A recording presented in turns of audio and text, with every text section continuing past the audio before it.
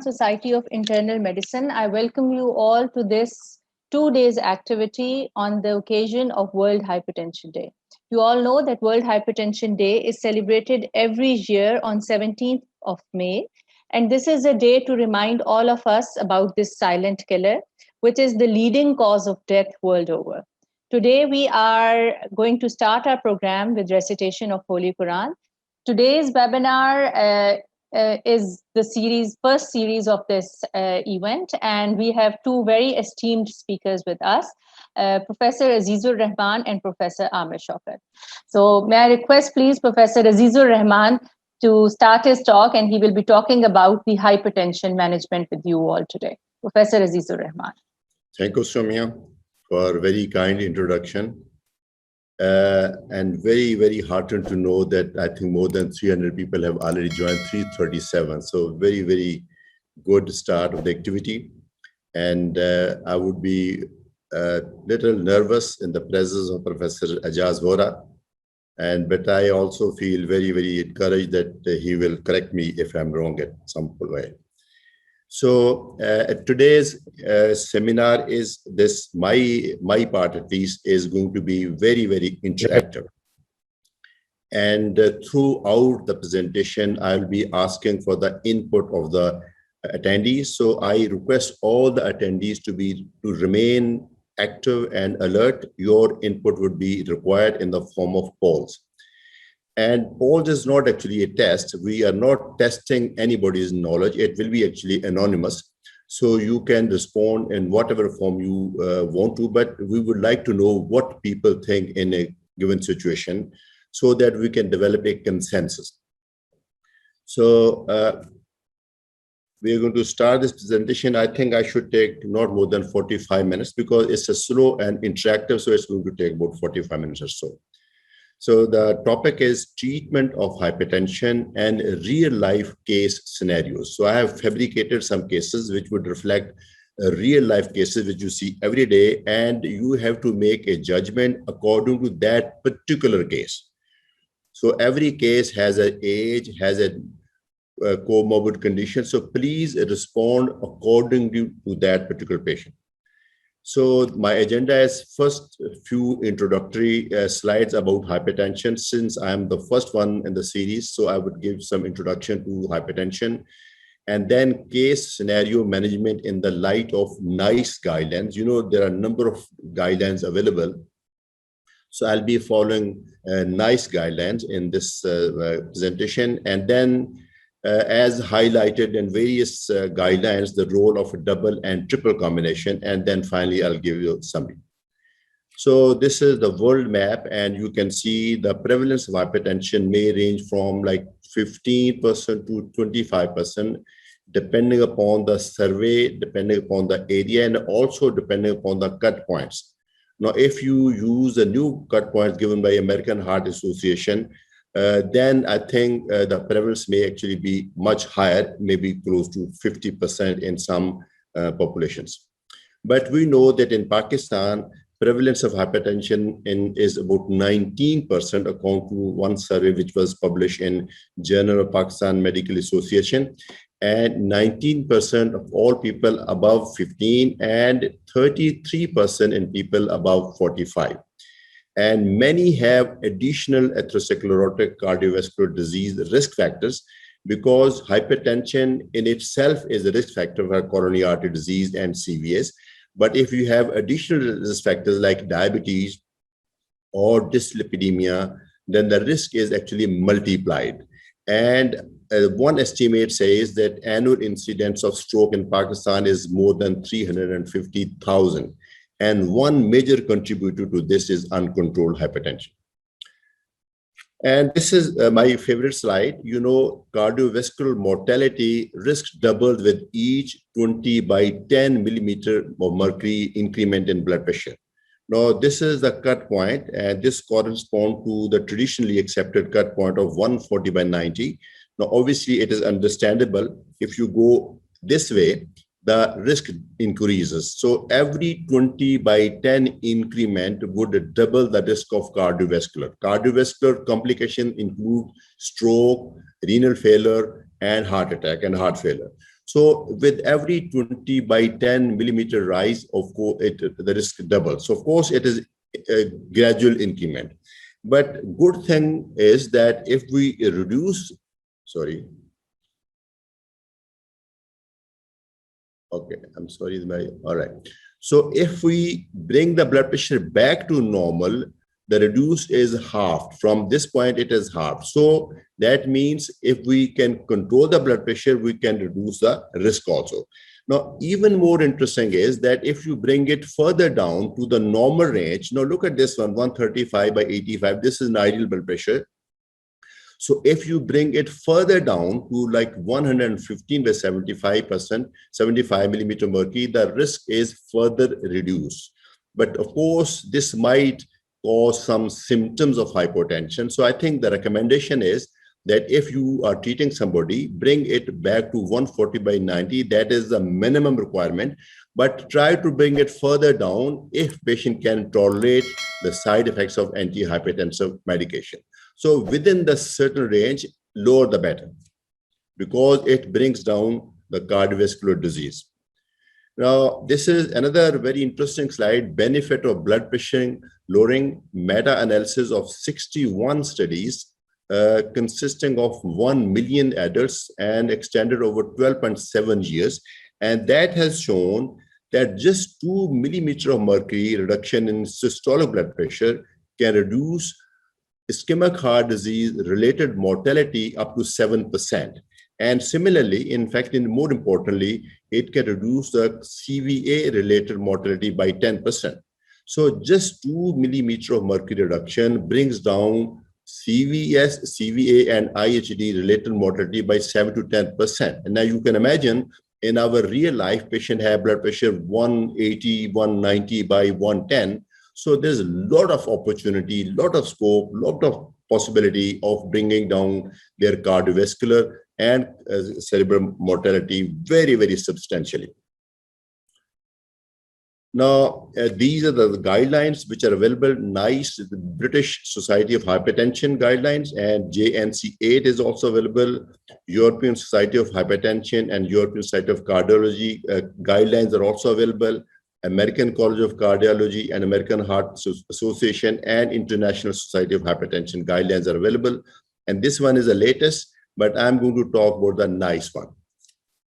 And the NICE one also were updated in 2019. So this is the latest version which I'm going to be referring to. Now, this is the training poll, because we are going to run polls. So I don't want any confusion or any unnecessary delay during the actual poll. So this is the training poll, and I would like every participant, even if you are chair or co-chair or panelist, I would like everyone to poll in this. So let's just to make sure that the system is working. Please poll.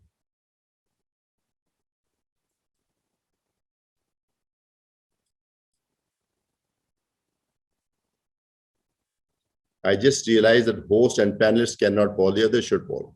Please show me the results now. Really, so I'm again heartened to know that we have representation from at least 3 provinces, and I'm slightly saddened to know that there is no representation of Balochistan and Gilgit-Baltistan. So I would request guests to make little more hard work next time. All right, so please close the poll. All right.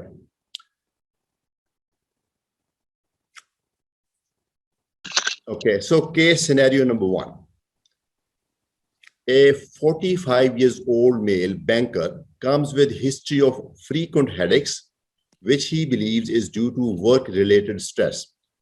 And his blood pressure reading at home, note down, blood pressure reading at home have varied between 130 by 80 and 160 by 100.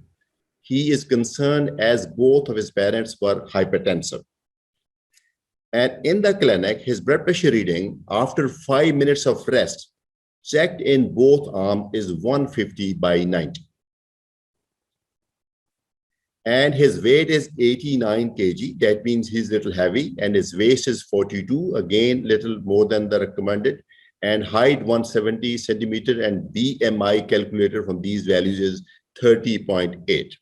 So this is the case. And the question is this patient hypertensive or not? So just for you to recall this case, the case summary comes here: 45 years old male, multiple BP reading exceeding 160 by 100, and you have to decide if this patient should be labeled as hypertensive or not. Paul, please.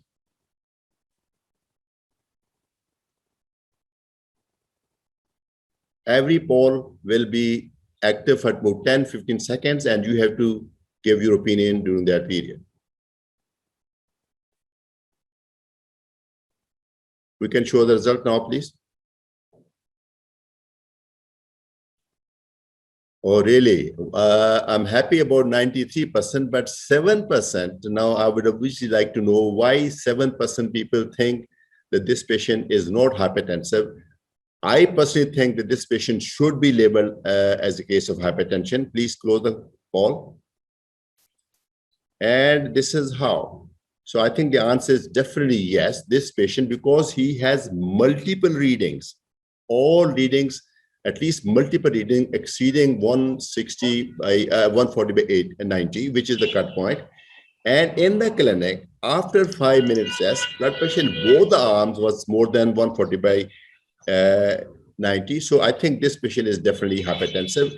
Now, these are the guidelines. So according to the NICE guideline, this is the reference. According to the NICE guideline, anybody who has sitting blood pressure of systolic of 140 or more, or 90, or the diastolic blood pressure of 90 or more. Please note down either of the two. So if somebody has multiple readings of systolic blood pressure more than 140 or diastolic more than 90 is to be labeled as hypertensive. To be normal, you have to have blood pressure of the systolic blood pressure of less than 120 all the time and diastolic less than 180 all the time. Both readings should be within normal limits. In between, there is high normal or borderline hypertension and things like that. And this is the criteria used by American Heart Association and American Cardiology. They put up the limit of 130 to 140 systolic and 80 to 90. So they brought down systolic from 140 to 130 and diastolic from 90 to 80. And the prevalence of hypertension overnight increased from 32 to 46% in America. Now, of course, this is what I was referring to earlier. Depending upon what cut point you use, the prevalence would vary.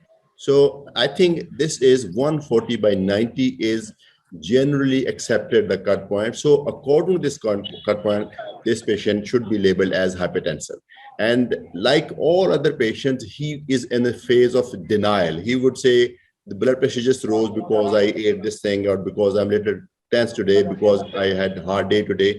But this patient, I think, should be labeled hypertensive, especially when both of his parents were hypertensive. Now, Paul 2, which of the following, suppose everybody agrees that this patient is hypertensive. So which of the following is your preferred choice for him? Lifestyle changes alone or lifestyle changes with pharmacotherapy?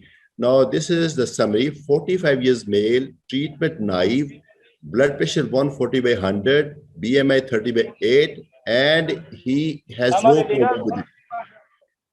Your opinion is needed. Let's have the results now.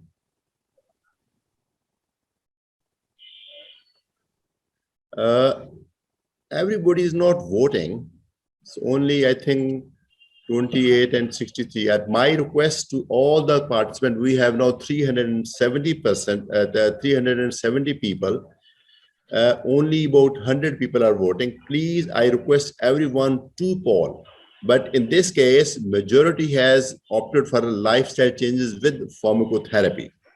Well, I understand that point. Some people have already spent a lot of time when lifestyle changes alone were recommended. But I think, let me see, please close the poll.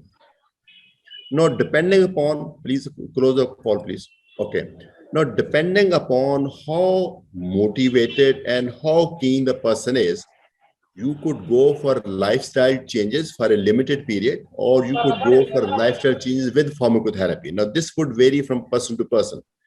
Now, if you find this person highly motivated and he does not have any comorbidity, and he is overweight, lifestyle changes is going to benefit him in other ways also. He is prone to develop dyslipidemia, diabetes. I think if he manages to control his weight, and not only, and if he manages to bring down his blood pressure, that control will not only be acceptable, that control will be actually considered superior.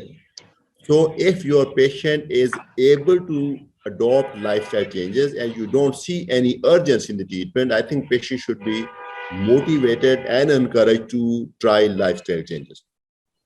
So what are the lifestyle changes? According to, again, nice guidelines, at the time of diagnosis, if patient has got stage 1 hypertension, like this patient, he has stage 1 hypertension and no comorbidity, like no heart failure, no ischemic heart disease, then lifestyle changes alone should be tried. Of course, you would try only for a limited period. I think 3 months would be a very reasonable period. Lifestyle changes are unlikely to show their results in 2 days or 3 days.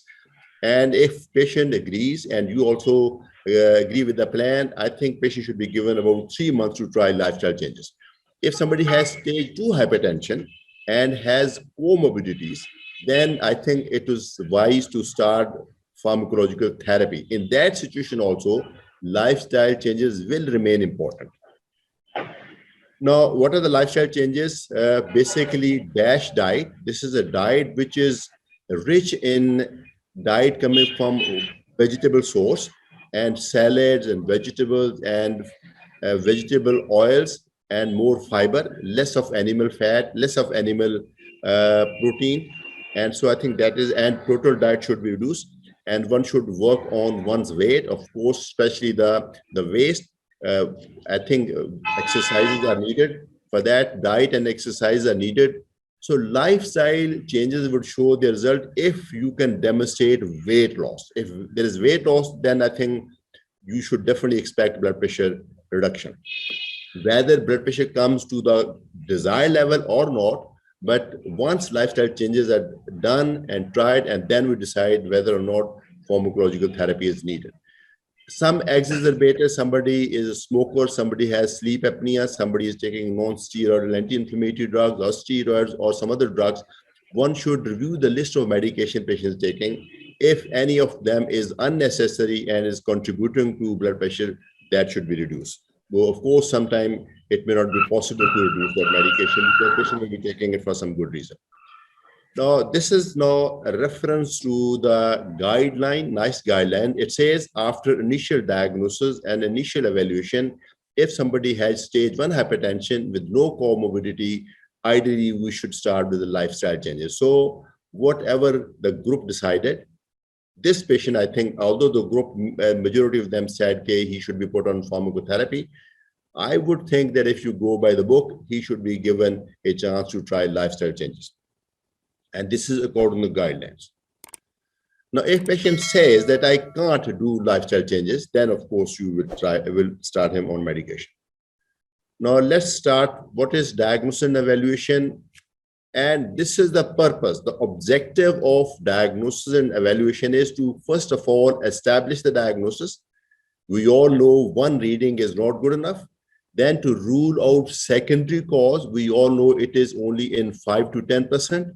And hypertension mediated organ damage, you all know that it would be possible in some who have ignored their blood pressure for a long time. Comorbidities, which will tell us the choice of antihypertensive agent and the urgency of treatment. And we should also determine the overall risk status, because that will set the tempo of the treatment and the follow-up. So these are the objectives. And the tools are, we would take multiple measurements with a standardized apparatus in a patient who is physically, mentally relaxed in a very comfortable, cozy environment, and detailed history, detailed physical examination, basic lab panel, and advanced panel level, as appropriate should be done for the initial diagnosis and evaluation. Now we come to the point 3. Lifestyle changes were tried for 3 months. BP remained approximately 160 by 100. That means no good response. And after counseling, patient is now eager to try medication. Which of the following is your preferred choice to start this patient on? Atenolol 50 milligram once a day, amlodipine 5 milligram once a day, valsartan 80 milligram once a day, and hydrochlorothiazide 25 milligram once a day. So pause, please. This is a summary. 45 years male, multiple BP readings more than 160/100, no control, not controlled with lifestyle changes. This time, I think we'll give some more time for people to pause. So I think maybe 10 seconds, 10, 15 seconds. Lifestyle changes were tried for 3 months, but blood pressure remained 160/100. And now patient is eager to take medicine because he has accepted his failure.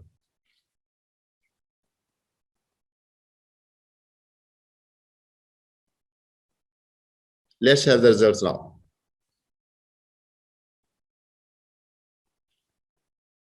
Okay, valsartan, majority says valsartan, and all the same number, almost same number says amlodipine is good choice, and some say atenolol, hydrochlorothiazide also. I think it's divided, but majority feel either valsartan or amlodipine. And let's see what NICE says.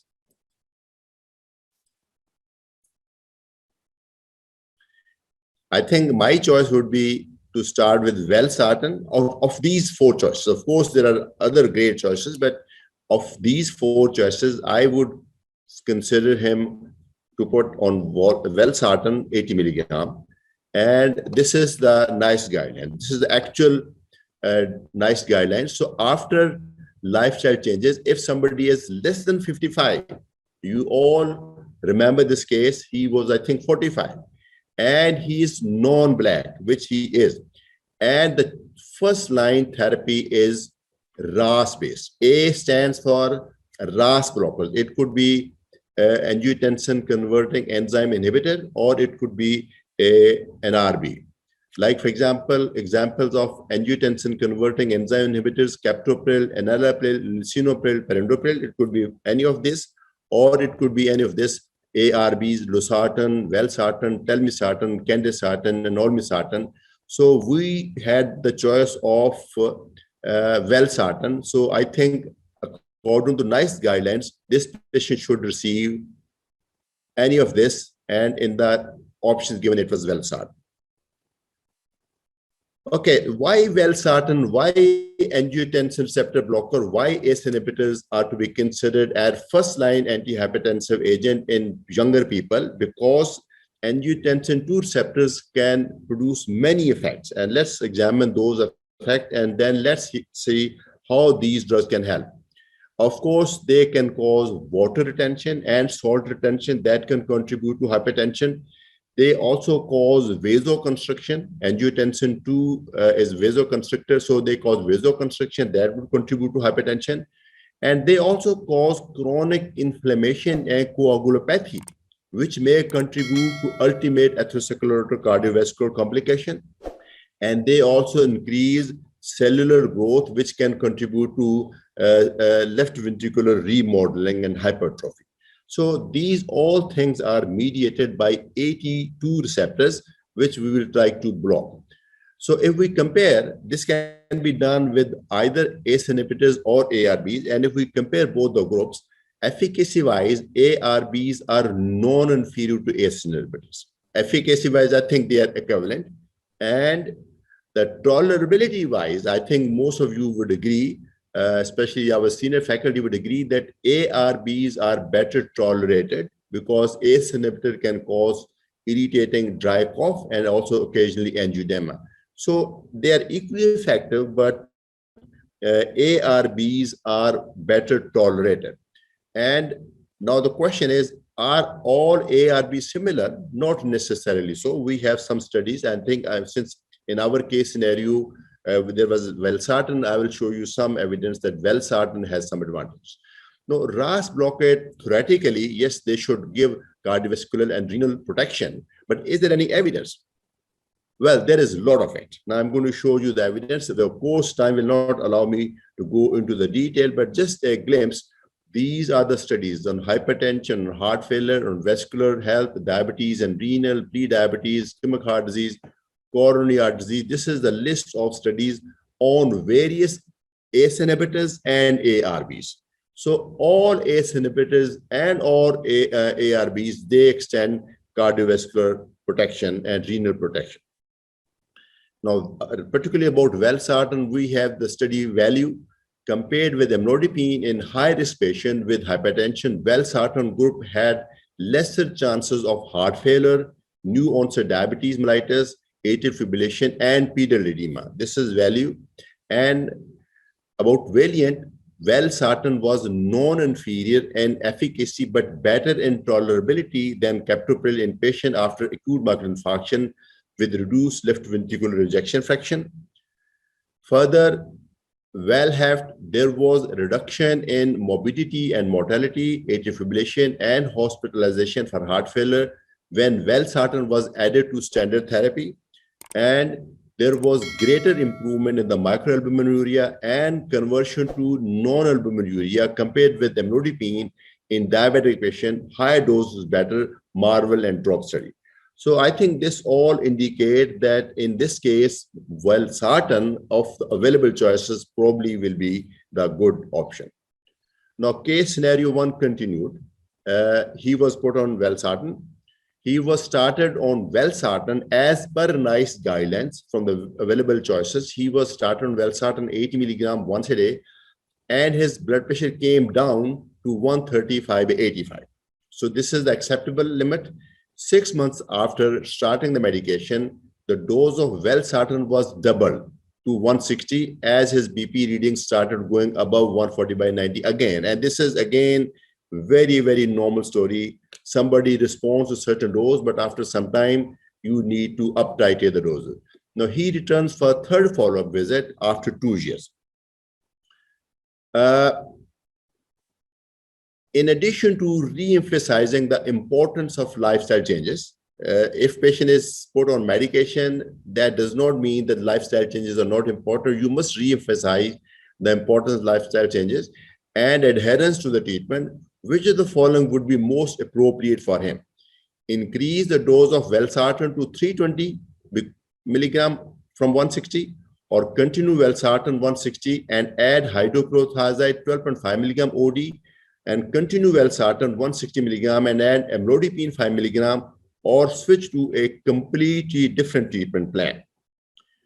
The summary is 45 years male, BP not controlled with valsartan 160 milligram, and you have to choose between 3 or 4 options. Paul, please. You would re-emphasize the importance of lifestyle changes and adherence, and his blood pressure is not controlled with 160 valsartan, and you have to add you choose one of the 4 options. Take time, please. I would request everyone, all 355 of you, please, Paul. Let's have the result now.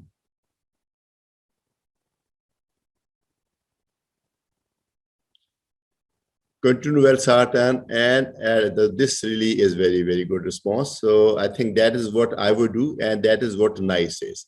But somebody has added hydrochlorothiazide. Well, that is also an accepted second option according to European Society of Cardiology and European Society of Hypertension guidelines.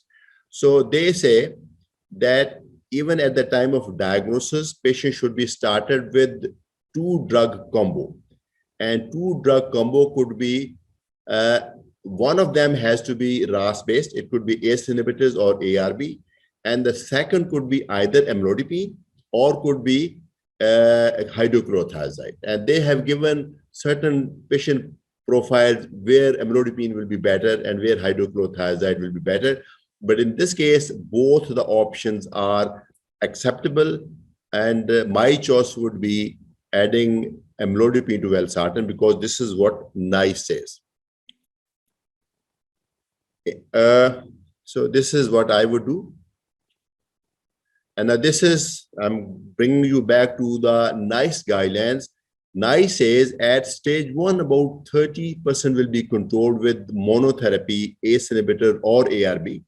And you will increase the dose within that group. And if patient is not at goal in 3 to 6 months, then you have to take second step. And then second step is you would add a calcium channel blocking agents. According to guidelines, this calcium channel blocking agent is amlodipine, right? But I believe other calcium channel blocking agents, especially dihydropyridine derivative, can also serve the purpose, but usually it refers to amlodipine. So in this patient, I think according to the NICE guidelines, if lifestyle and ACE inhibitor or ARB-based therapy fails, then we need to add amlodipine. Combination therapy, why do we need combination therapy? Because majority do not achieve goal BP in Europe with monotherapy. Now, of course, you can expect better education, better adherence, better availability of the drug, better quality drugs in Europe. And still with monotherapy, no matter how much dose you use, you cannot achieve blood pressure control in all the cases. So that justifies combination therapy. And many trials, and this is the list of those trials, which are like treat to target. The aim was to bring blood pressure to a certain level, with of course 140/90 or less. And in all of them, 2 or more agents were needed. So I think this is the basis of the new recommendation by European Society of Cardiology and European Heart Association, which is later adopted by International Society of Hypertension also, that you should mostly start with the 2 agents. So what is the rationale when we, with single agent, it may be ineffective because of the counter-regulatory mechanism. Now, one example is if you use amlodipine, it activates RAS. So some of the blood pressure lowering effect of amlodipine will be cancelled by activation of RAS. So there are other examples also, but I'll just give you one. And poorly tolerated, if you use one agent and take it to the maximum dose, as the effect increases, so does the side effect. So a high dose may not be tolerated. So I think that gives us the rationale of combining 2 drugs, because when we combine 2 drugs, their efficacy is enhanced because of the complementary actions. And like, for example, amlodipine, yes, because the efficacy is enhanced because of the complementary action, and they are better tolerated because side effects may actually be cancelled. The edema produced by amlodipine is reduced by concomitant use of ACE inhibitors or ARBs. This is one example. Now, comparing this combination, why combining amlodipine and valsartan? Valsartan, because of its unique qualitative effects, protection of the endothelium, protection of heart and brain and the kidneys, and also its effect on the blood pressure. But amlodipine, for its sheer potency, it's a very effective blood pressure lowering drug, afferent vasodilatation, but it causes RAS activation, and that is precisely blocked by valsartan. So I think combination works very, very fine. And complementary blood pressure lowering, but cancellation of side effects.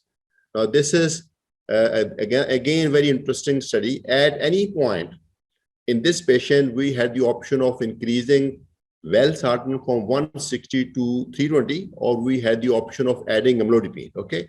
Now, this is the study. If you double the dose, here, you would have the further blood pressuring effect by 2x. But if you make a combination of 2 drugs must have a complementary action like valsartan and amlodipine, then blood pressure is by the magnitude 5. So 2.5 times more blood pressure reduction and better tolerability.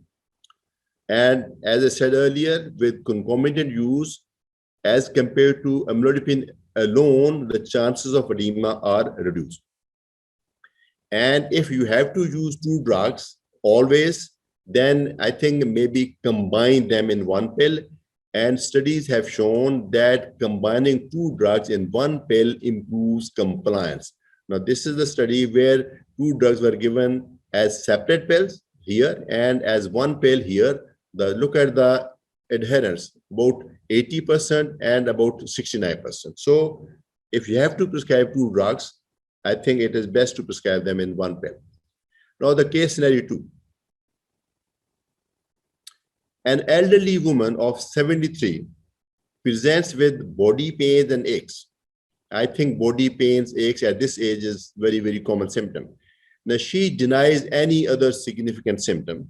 Routine examination reveals following: blood pressure approximately 190 by 110, repeated 3 times over 15 minutes. Readings are almost the same. Heart rate 68, that means she is not exactly having acute anxiety. Respiratory rate 16, weight is 72, and routine labs are done and they are within normal limits. Now, do you think this asymptomatic woman who is 73 years, do you think this lady needs pharmacotherapy? 73 years female, asymptomatic, blood pressure 190 by 110. Pause, please. Okay, let's have the results.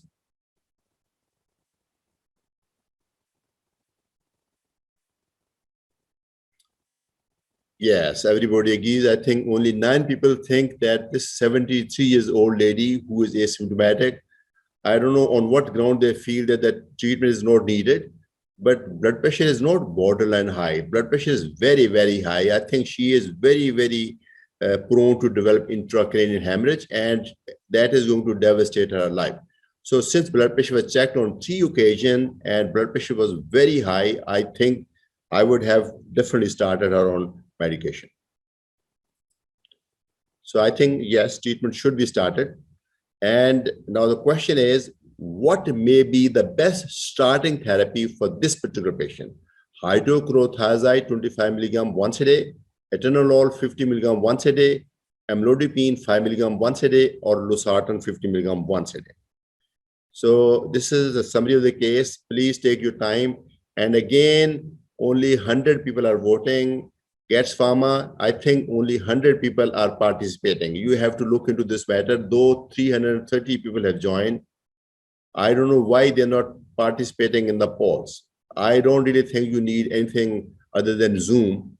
I hope, please get the information from the participant next time if they have any difficulty, if they're not seeing this poll.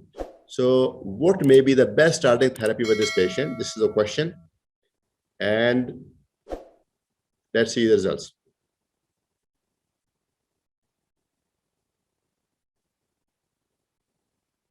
Show me the results, please.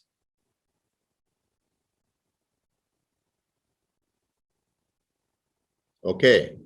So majority feel that amlodipine is a good choice. That is what a nice recommendation, what NICE says. And those who say hydrochlorothiazide, that may be acceptable choice, especially if you take JNC8 and the traditional American recommendation. But my choice would be losartan. I think ACE inhibitors and ARBs, they do not work very well in elderly people and Black people. So I think amlodipine should probably be the best option here. So my choice would be amlodipine 5 milligram. You could maybe later on go up to 10 milligram, but starting treatment should never be more than 5 milligram because elderly are very, very vulnerable to the side effects. So this, I bring you to back to the NICE guidelines. Somebody at the diagnosis more than 55 or is Black by ethnicity, this patient is more than 55. She's 73. She should be ideally started on amlodipine, and that was the choice of the majority, but not all. So I think others should also follow the NICE guideline. She tolerated the medication well, that is amlodipine 5 milligram, but BP readings remain above the goal. She increased the dose of amlodipine to 10 milligram, but BP is still high. So as per NICE guideline, we have to increase the dose within that group. And which of the following would you now add to amlodipine? Hydrochlorothiazide 25 milligram. She is now taking 10 milligram of amlodipine. Atenolol 50 milligram, methyl dopa, or telmisartan. 73 years female taking amlodipine 10 milligram OD, but BP not controlled. Your choice of all four options, what would you do? Let's see the results, please.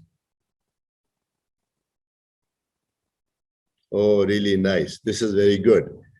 I think both options may be okay, but I think hydrochlorothiazide with amlodipine with hydrochlorothiazide, not a great combination, although adding hydrochlorothiazide may ameliorate edema caused by amlodipine. 10 milligram is very likely to cause edema, so that may be rationale. But according to the NICE guidelines, somebody who was started on amlodipine and blood pressure was not controlled, then any drug from ACE inhibitors or ARB should be added, and that is from the available choices, it is the telmisartan. Okay, now this is the guidelines. From this arm, somebody not responded to amlodipine alone, then any of the RAS blockers should be added. Case 2 continued. Telmisartan 20 milligram was added, which was later increased to 40 milligram. And you know, the dose of telmisartan could go up to 80 milligram. So from 20 to, it was increased to 40 milligram.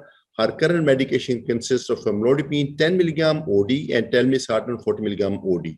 Both are fairly long-acting drugs, and once a day dosing is really okay. So her BP reading is still above 160 by 100 with marked variation. So for her age, do you think 160 by 100 is acceptable, or should we take the next step?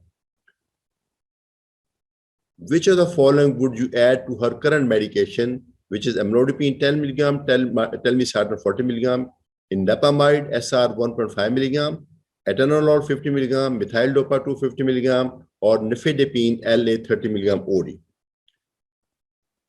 Let's see the votes. She is taking 10 milligram, the maximum recommended dose of amlodipine, maximum tolerated dose, I would say, and telmisartan 40, the reasonable dose, and blood pressure is still high. Now you have to choose between indapamide, atenolol, methyl dopa, and nifedipine as a third agent. Because blood pressure is still high, I think that is not acceptable. She still has a risk of intracranial hemorrhage. Okay, show the results, please. Again, people are coming on the track. This is, again, majority thinks the same way as I do. If RAS blocker and amlodipine combination is not working, the third agent should be a diuretic, and out of all the diuretic, indapamide and chlorthalidone are favored. Although in our country, we have most of hydrochlorothiazide, but we have indapamide. So I think indapamide should be combined. But the problem with indapamide is that you will have to prescribe as a second separate pill. But if you choose hydrochlorothiazide, you can have a triple drug combination. So again, this is a guideline. Whether patient is taking this route or is coming from this route, if combination of RAS blocker and amlodipine is not working, then you have to add a thiazide type of diuretic. Triple combination, you can see this is the triple combination, amlodipine, valsartan, hydrochlorothiazide. This was much more effective than any two other combinations. So that gives us the rationale of triple drug combination. We are now coming to the end of my presentation. Case scenario 3. A 45 years old man comes with history of hypertension for the last 10 years, and his blood pressure readings are still above 160 by 100. He is already taking amlodipine 10 milligram once a day, lisinopril 20 milligram once a day, and hydrochlorothiazide 25 milligram once a day. Which of the following is strongly indicated at this stage? So he is taking triple drug regimen, and his blood pressure is still 160 by 100. So the choices are: check for adherence, rule out secondary hypertension, refer to a specialist, all of the above. Because technically, he is a case of resistant hypertension, and Professor Ahmed Shaukat is going to elaborate on that. So I will not, of course, go into the detail, and he is going to elaborate this scenario, resistant hypertension. Okay. Just a few more seconds and then see the result. Just maybe 2 or 3 more seconds.